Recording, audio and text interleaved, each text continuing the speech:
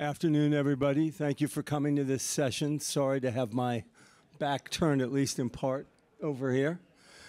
You've heard the introductions of this illustrious panel, so we're going to launch right into it. And with a topic that's as broad as we've been given, we're going to cover a lot of ground. So I'm delighted to have three of the most important leagues in the world represented here on this panel.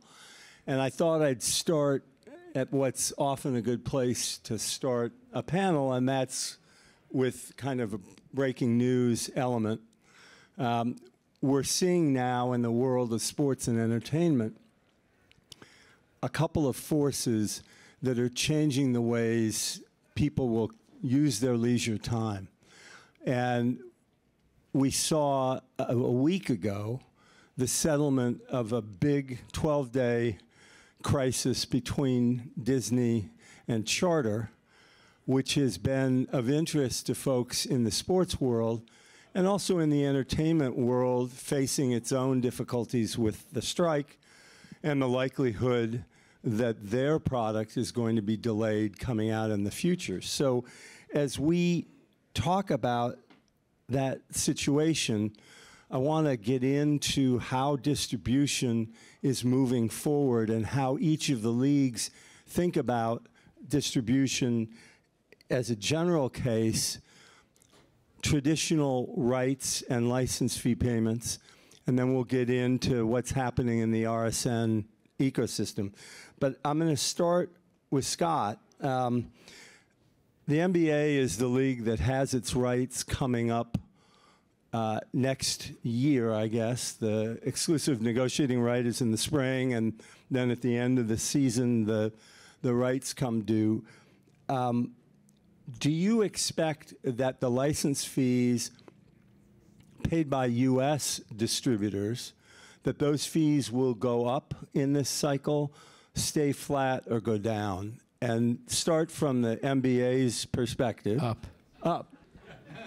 That's what's known as an alley-oop, actually. And explain why in a context where there is a lot of pressure on those rights fees, as the Charter-Disney dispute indicated. Yeah, absolutely. And look, I think to your point on the Disney-Charter dispute, it was an example of this transition that is happening from linear television to streaming. And, you know, the media companies, the traditional media companies, they're trying to keep the legacy media business alive. You know, it's declining, but it's still very profitable. It's generating a lot of cash flow. So they're trying to keep that alive. At the same time, they're trying to build the model of the future, which is the streaming business.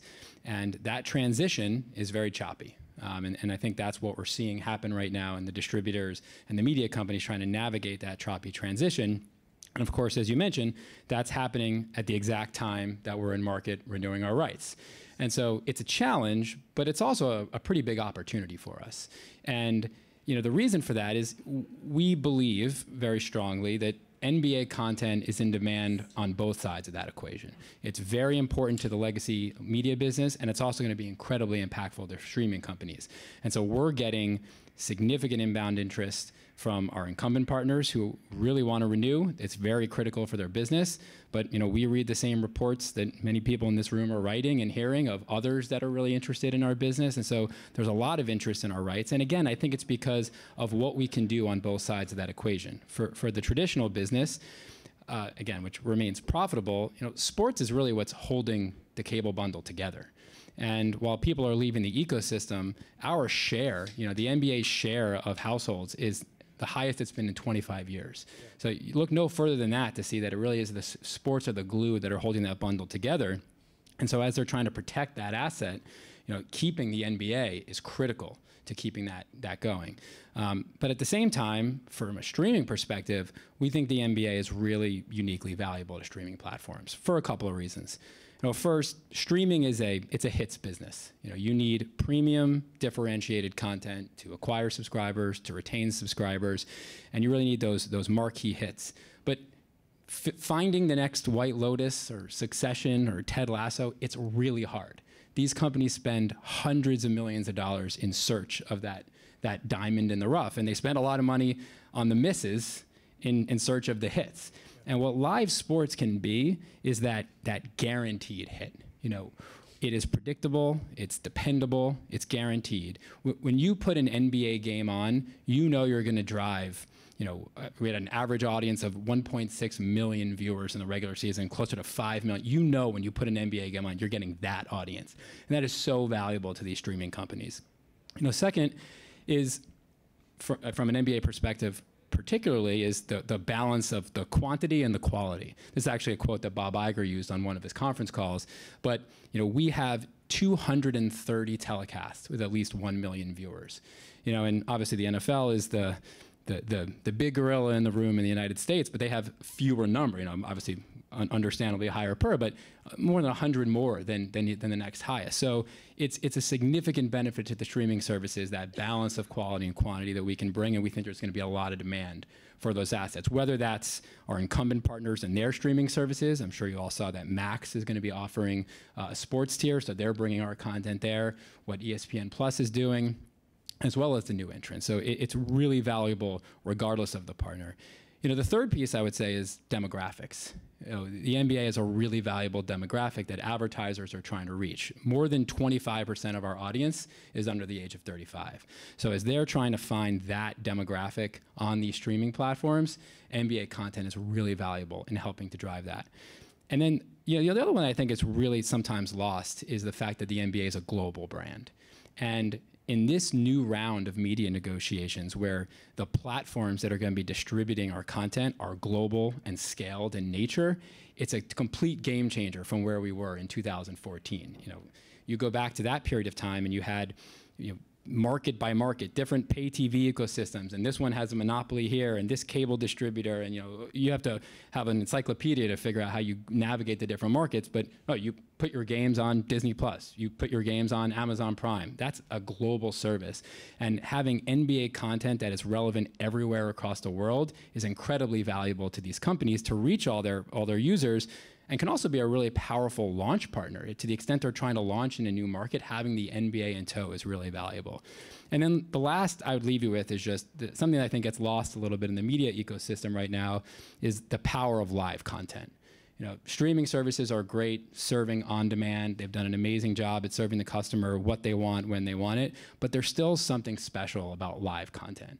And particularly as advertising dollars are shifting to these digital platforms and they want that premium live inventory, sports are really the only live product left.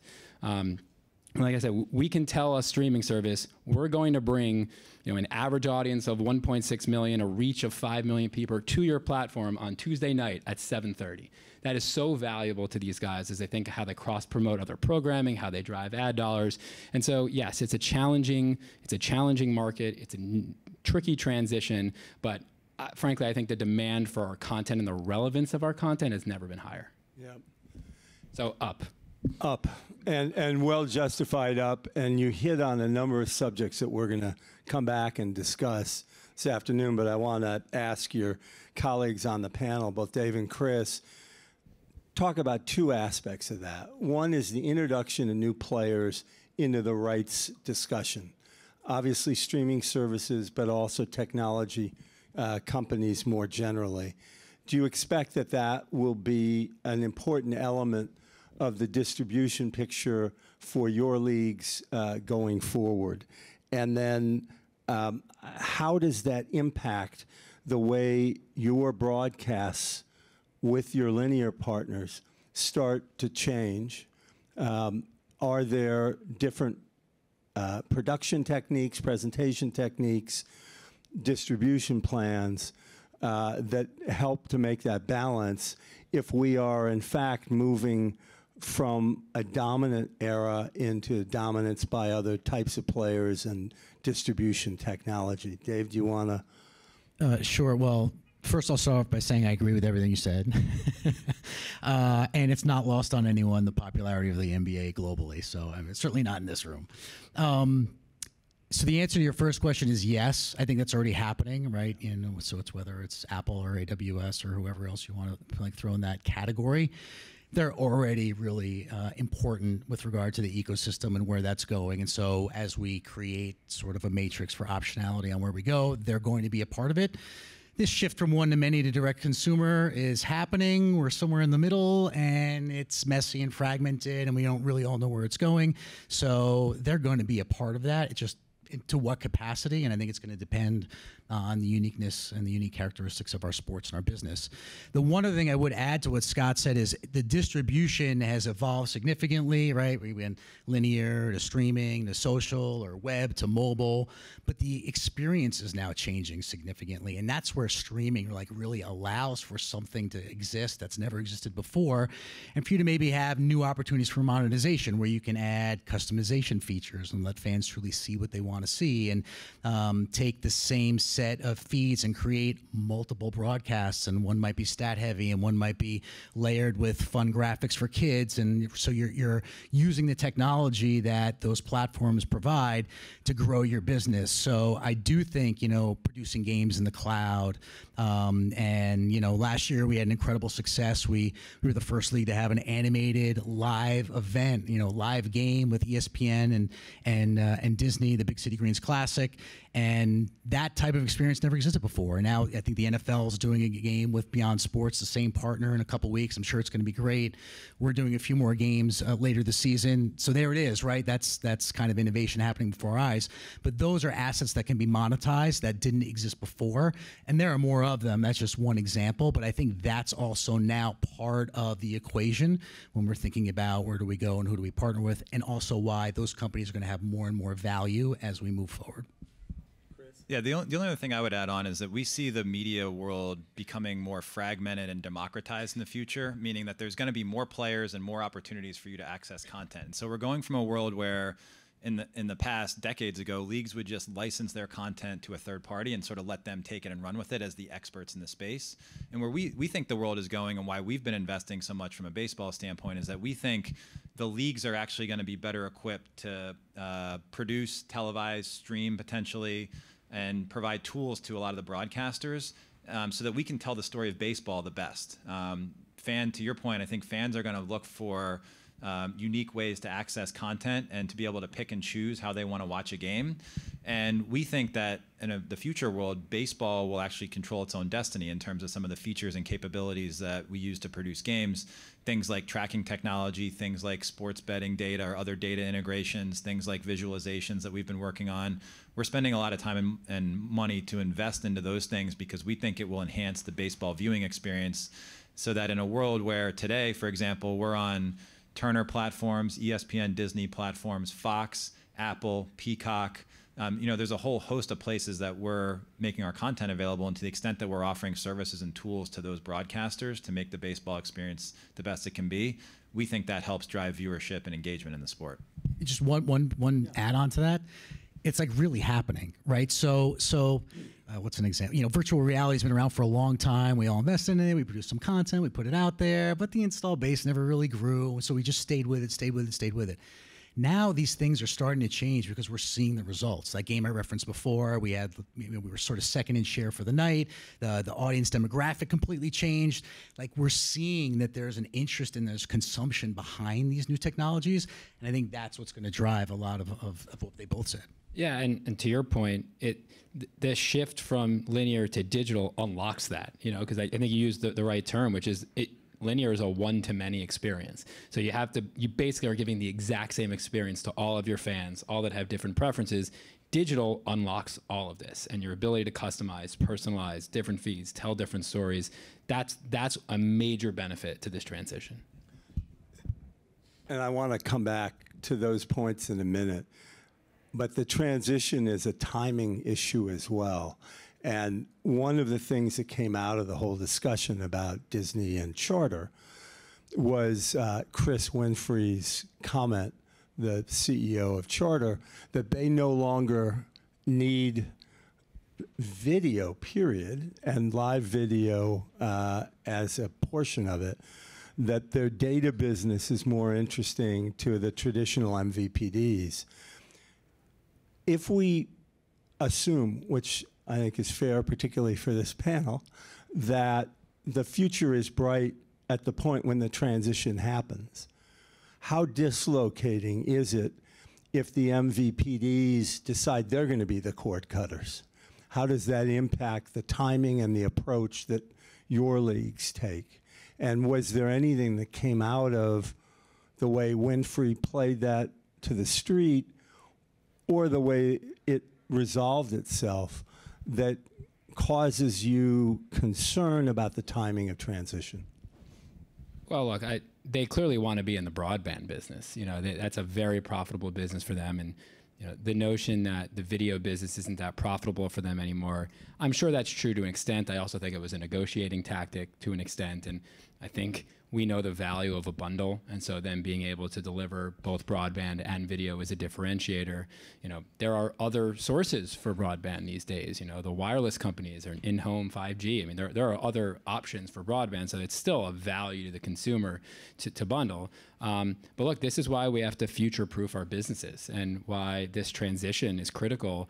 And you know, we're looking at our renewal as a hybrid approach between linear and streaming. And you have to meet the fans where they are. There are still predominantly people watching our games on linear TV. That is still the primary way that people are consuming content. It's less and less, and more people are shifting to streaming, but there are a lot of those people, so we don't want to disenfranchise them by moving our offering entirely to streaming, but we'd also be ignoring what's happening if we just stay on linear television, as particularly our younger fans are moving to streaming services. So this next deal, as we're thinking about it, and this transition is all about hybrid and navigating kind of a dual world of linear and streaming. You know, 10 years from now, maybe there won't be linear. I mean, we'll see. But I think right now you have to be prepared with both, and you have to have a strategy that's flexible and a hybrid so that you can navigate depending on where the macro takes you. Yeah, look, from a baseball standpoint, we have more games than any other sport. We have more live content on a nightly basis. So we've made the concerted effort strategically to invest early on direct-to-consumer. I mean, we were the first major sports league to have direct-to-consumer video streaming out of market, and we've built on that product over time. And so I think the answer to your question is that, and what Scott was saying, is that leagues need to continue to invest in all generations of technologies so that we're prepared no matter how the macro world steers you. And I think what's important is to have offerings that are compelling in all these spaces.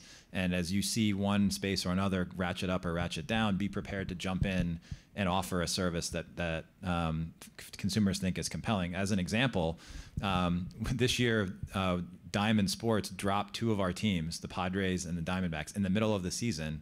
And we were able to transition those teams to an MLB-controlled platform. We became the first sports league to actually produce and transmit live sports games for our teams in less than 24 hours. And that was because we made these proactive investments to build technology such that when the world changes, we were ready. And I think these guys are doing the same thing. That's where you need to be from a league perspective, is just be prepared for the transition so that if Chris Winfrey decides one day he wants to change his tune, you're not all of a sudden out of luck. You know? I want to pivot off of that point because that's the other timing and transition change you all are facing. It's the collapse or certainly the pressure imposed on the RSN part of the ecosystem, traditionally the second largest check that your member teams receive for their local broadcast rights.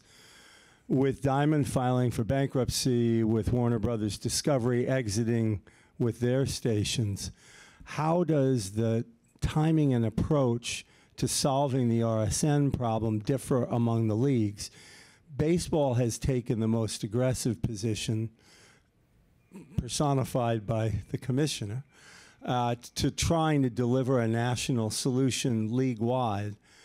Do you anticipate there's going to be difficulty from some of your teams that have made the investment in being media companies a decade or more ago, so that offering a league solution for those folks who have made that investment is going to be a hard choice to make, distinguished from somebody whose games are not going to be broadcast 2 nights from now? How does that differ, and how does Manfred's approach to these issues differ from the other leagues? And then I'll ask your colleagues. Yeah, so for us, local streaming and local video is a bigger part of our cost profile just because we have more games, we have more viewership in local markets, we spend more money telling the local story. It's a nightly game. And so I think Rob's strategy from the beginning has been, let's lean into that strategic advantage and try to take control of the situation. And so we really have made a concerted effort to invest in technology and platform services that would step in and facilitate that transition.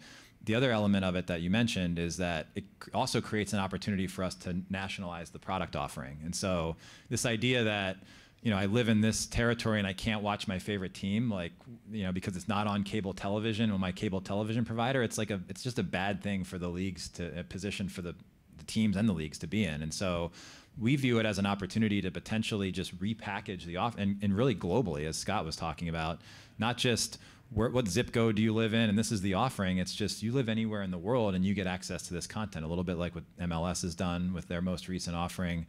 I think that's where you're going to start to see these products going, is global deals where you give rights to a third party. And honestly, we believe that you're going to be giving your rights to multiple third parties. It may not be exclusive deals anymore. It may be we have 2, 3, 4, 5 partners, and you'll be subscribing to one of those services and you'll get access to our content, and we'll be able to monetize it that way. And we'll get back to the world that we were in 15 years ago, 30 years ago, where you had universal reach and you built fan bases and you had people watching your games, and moving away from the world where we are now, where in some markets, like for example, in Arizona, we had less than 1 million households that had access to our content. And as soon as we dropped Diamond Sports Group and built our own product, we increased that by 5 times. We went from under 1 million to over 5 million households, overnight. That's the type of transition that we need to be facilitating to build the future fan. And that's where streaming really is a huge advantage, and allied with the over-the-air station partners that are being utilized, be able to expand reach and then depth of analysis. Dave, the NHL has been offering both a kind of league-wide solution to impacted teams. Roughly half of the teams in each of these leagues is impacted by the RSN crisis. You've got a league backup solution. You've also encouraged the teams to take a look at their own if they want a branded solution of their own. I should indicate, since this is a conference run by journalists, that I have a bias here. We have the NHL as a client and a number of NHL and NBA teams. So we're involved in this as ViewLift to help provide the streaming part of the solutions. But how has that offering to the teams and the optionality afforded by the league's approach? It's not the same, let's drive to nationalization, that baseball has. It's not a complete platform developed the way that the NBA had. Talk about how hockey is thinking about this. Yeah, it's pretty simple. I think it could become either one of those things, but for us, I think the most important thing was to maintain flexibility and optionality. I don't think we really have a clear vision for where it's going and how it's all going to play out. I mean, some of the struggling entities now could reemerge. They could become a attractive distressed asset for another entity, right? Like, we don't really know how it's all going to play out. So that's really why we're investing with third parties to try and minimize technical debt and be able to serve our fans the best way we can, while we take a short period of time to see how it all plays out. And there's a lot of interesting things. We talked about a couple more already. They're going to happen in the marketplace that might dictate to some degree where this all goes. So for us, it's optionality. It's obviously serving the fans, so make sure that we have all the content distributed the way we want to. I think Chris touched on a really interesting thing that's happening here. Maybe it's underneath it all, but somewhere in the middle of it all. And it's really thinking about globalization, like what does that really mean now? And the traditional sports business has been built on licensing in accordance with territories and markets and certain mileage radius. Like, does that need to all go away? And even in the most simple terms, the world is telling us that. We built a game in Roblox. It's been hugely successful, but there are no guidelines and territories for what teams can do, what media partners can do, what our data partners can do, because there are no territories in Roblox. Like, how do we all emerge in this one environment together in the best possible way? It's not directly analogous, but it sort of is. I mean, we're trying to make sure we're keeping all of our options available, but we're investing in the technology necessary for delivering on the fan needs. Yeah, and look, I would say that what's happening in the regional sports network world is no different than what we talked about at the beginning. You're navigating this transition that a number of people want to consume their content on digital platforms. And so we're seeing all of the RSNs develop a streaming strategy. You know, MSG has announced their product, and they're going to be in market with it this year. Our team, the Wizards and the Capitals, Monumental Sports, they acquired their regional sports network, and they're going to be going with their own direct-to-consumer business. You know, the NBC RSNs have expressed interest in putting their games on Peacock. So everyone's developing their strategy, and Diamond is no different. Diamond years ago said, our future, we need a digital business, et cetera. The problem is this transition, as hard as it is, it's even harder when you have $8 billion worth of debt. And, you know, the streaming business is one that requires investment. You know, you see with the traditional media companies, the investment they made, you know, Disney made in Disney Plus, and, you know, NBC is making in Peacock. It's a significant investment, and that's hard to do when you have the debt, and that's what's kind of causing this issue. But you know, as we think about the future, again, we think that hybrid model is what works. And we've seen a couple of our affected teams that are doing that. So the Suns announced a deal that is a hybrid of over-the-air and a direct-to-consumer offering. The Jazz have announced a deal that is a combination of over-the-air and direct-to-consumer offering. And just like, you know, Chris and Dave have done at their leagues, we have invested a lot of money building out our direct-to-consumer capabilities so that we can help our teams take those things to market, because we think that's the future. You know, the last thing I would just say is, and some things that I think people sometimes falsely equate, is the RSN model is under pressure, but the value of local sports rights has never been higher. And so it's the case that we have to find a different model, these hybrid approaches. You know, as Chris said, you might have a couple of partners, you might have an OTA partner and a direct-to-consumer partner, but the local right value is still extremely robust.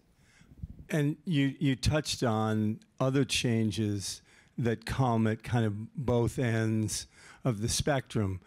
First, the move of the leagues into more of an operational role and not a pure play licensor. How has that impacted league structure, staffing, and approach? And then flip to the other side and talk about the fans. If indeed there are more players in the distribution puzzle, that means that rights are going to get more thinly sliced. The problem with the Carpaccio offering to the fans is you're seeing increasing frustration build up on the where to watch question. And so, Dave, why don't you start, and then we'll go to Chris and come back this way. Talk about those two kind of stakeholders in the new future. So if I remember the first one, you know, we actually just went through a little bit of a reorg at the NHL to better position the league for where we're going, right, and everything you just mentioned. And we are shifting from a licensing business that, you know, was really successful selling our IP and our content to third parties and letting them sort of be responsible for management, maintenance, growth, and all those things. And obviously, we've all learned, and we're now in a position where that needs to change. So we're now, a company that needs to build and manage and maintain and grow products and experiences. That's a little bit new for us, probably any league, but certainly for us. And so there definitely needs to be a little bit of a shift in mindset and organizational structure. And what was the second question? The second question was the fans, just the difficulty in figuring out where to watch and how to solve the fans' desire to consume your product. Look, I think we all want that to go away. I think we'd love to have a beautiful, aggregated, centralized model where everything's in one spot for the fan. Again, but you know, we're not here yet. We're over here, and it's fragmented and it's messy, and there's local considerations and national considerations and global considerations. So I think some of those things are going to take a little bit of time to play out. For us at baseball, I think we've taken this strategy over multiple decades now of the idea that technology is a competitive advantage for us. I think a lot of it stems from the fact, like I said before, we play so many games, so I think we feel like we really need to control our own destiny. But Dave's point's right. I mean, we have dozens and hundreds of engineers that work on streaming and ticketing and all our other technology platforms. We've taken the MLB Network, which used to be really a standalone entity that focused on broadcast only, traditional desk, driven content. And MLB Network is now an integrated kind of part of the baseball operation. They do highlight cutting and clipping. They do production of resources and assets for us that get put on digital, or maybe they get put on traditional linear. It's a content studio. And so those are the types of transitions that you're going to see the league start to make, where we have much more integrated media operations, a lot like a Disney or an Apple or whoever, Amazon. The operations of the leagues are going to look very similar to those other entities. And what that all means for the fan, from our perspective, is that we think the fans are going to have more option and more choice. So if I'm a super baseball fan, I can buy one package that's every single baseball game, 2,430 games, and I can pay for it one time, and I can go to one place and I can find my games. If I'm a sports fan, I should be able to buy a package of NBA, NHL, MLB, NFL, whatever, and just make one-stop shopping. And maybe I don't get every single game, but I get my favorite team, or I get a national game every night, or something like that. There should be multiple entry points for the consumer so that they can choose what is a best fit for them, and what fits with the other service offerings that they have via other services like Disney or otherwise. And so I think net, that's going to yield a much better fan experience and more reach and exposure for our content, which is what we're all striving for. Yeah, I think Chris hit the nail on the head here, and that's going to be a real focus of ours. Even if the ultimate distributor of our content is a couple of different partners, which I think we would expect, there are a lot of different ways that we can aggregate that experience for the fan. This is one of the reasons we've spent so much in improving our own platforms. And so it may be that you're coming to the NBA platform to not only consume NBA League Pass, but to watch our national games from that interface. Now, you might still need a subscription to ESPN Plus or to HBO Max, et cetera. You can aggregate all that together. So I think there's a lot of opportunity to do that. There are a lot of, connected TV operating systems that, that are operating as channel stores, where you might have your own SVOD service, but you have a channels business where you're bringing these others. So I agree with Chris. I think that the technology can solve a lot of this, and that will be top of mind for us. How do you create, as we like to call it, a front door to all of our content? But that doesn't mean you can't have multiple end distributors. You just need to simplify the experience for our fans. And the last thing I would say is just like, and go back to something that both Dave and Chris said, is investing in our own experience is so critical. No one is ever going to care more about the way NBA content is presented and experienced than we are. You can have these great partnerships, but we need to, these guys hit on, like, gone are the days where we just say, thanks for the check, here's our content, thank you very much. We are going to be involved. We're going to be creating that experience, building it together, because nobody knows our fans better than we do. Well, and nobody knows sports business better than Sportico does. That's why we're here. Are we completely out of time, or can I ask one more question? So I'm going to switch directions a bit, focus on young fans and underrepresented communities. The quickest element of this question is, are young fans truly different as sports fans than older generations, or are they just in a different stage of life and ability to pay money for services? How are your leagues thinking about younger fans' interests and how to engage them? And we can I'll start by saying, You should have said no. yeah. My answer will be quick, which is, when you ask a young person, what do you find valuable about sports, they will answer overwhelmingly, and more so than prior generations, that they value the fact that sports brings people together. And if you ask, I think, the three of us what our value proposition is, why we are in business, it's that we create a way to bring people together over favorite teams, different communities. That's the competitive advantage of sports, and young people actually over-index in the desire for that. So my answer to that question is, the future looks bright.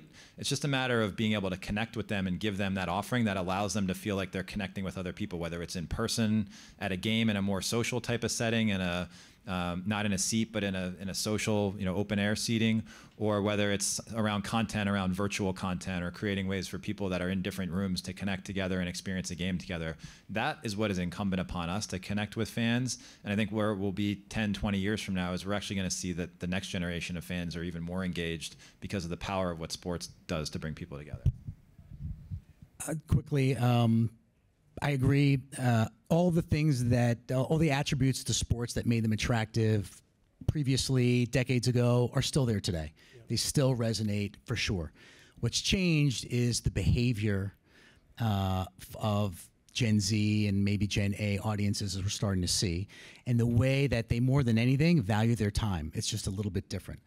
And that's what we've been talking about today, because I think the way we address that, it's through technology. The levers are still the same, like the passion points are still the same, but their behavior is different. So you have to reach them in a slightly different way with the same message. Yeah, I agree with both of that. And I would just say, if you look at the data, young people are actually consuming more content than previous generations. They're just doing it in different ways, and they have more options for how they consume content. It used to be you just put the TV on and you flick channels, and that's how you consume content.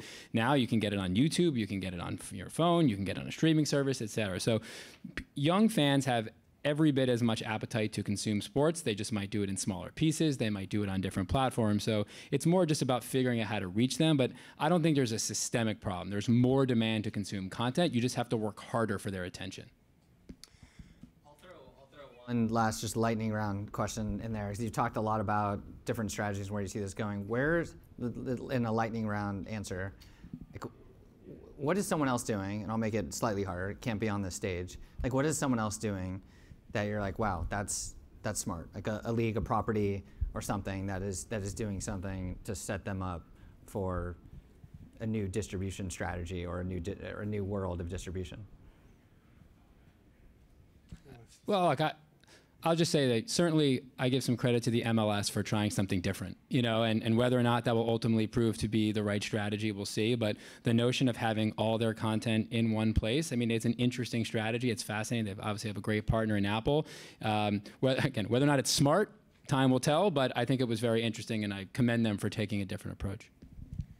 I think the idea of, we talked a lot about live content. We didn't really cover non-live content. I think like the NFL has done a great job with its studio and scripted content. I think you're going to start to see even more of that from leagues as an offering. So it's not just, did you watch the live game last night, but did you watch an on-demand series? We've seen that emerging with Formula One and others. Sure. I think you've only seen that escalate in the last 3 years, and I think looking forward, you're going to see much, much more of that. And for us, it's a crucial part of like our global growth strategy, because you can create scripted content about people who resonate in that market, and then you can deliver live content behind it. And I think you're going to see that package become a much more dynamic part of the offering in the future. Nothing's really jumping to the top of my head right now, but I will say, yeah, Chris just touched on, you know, what Formula One did with long-form content, Drive to Survive. We all had to take a peek at that, especially for our sport, where it's hard to tell storylines and bring fans like into the game, because there's so little time to do it. It's 60 minutes of actual play, and there's very little breaks. So like we don't get to tell a lot of those stories. So it's definitely forced us to think about how we can create that through another type of content in another format, distributed in another way. Sure. I think you're seeing that also with Monumental Sports in Washington. Again, my bias should be completely evident to everybody. But you've got now multiple sports, multiple teams, ownership of the RSN and the linear approach, ownership of the digital property, which we've been running for them for 8 years, and an increased amount of shoulder programming being created to put faces and stories behind individual players and ally that with the long-form game watching and the short form geared at younger fans of highlights and others distributed on all platforms. I think if you watch that space, you'll see a lot. And I would just say in closing, thank you to Sportico. This is the kind of discussion that I think makes a day like this worthwhile to all of you, Ed, to fight the UN traffic and heavy schedules. Well I hope you found it invigorating as I have, and thank you again. Well worth it. And thank you, Rick, for moderating. Thank you, Chris, to Dave, SKR. Good to see all of you.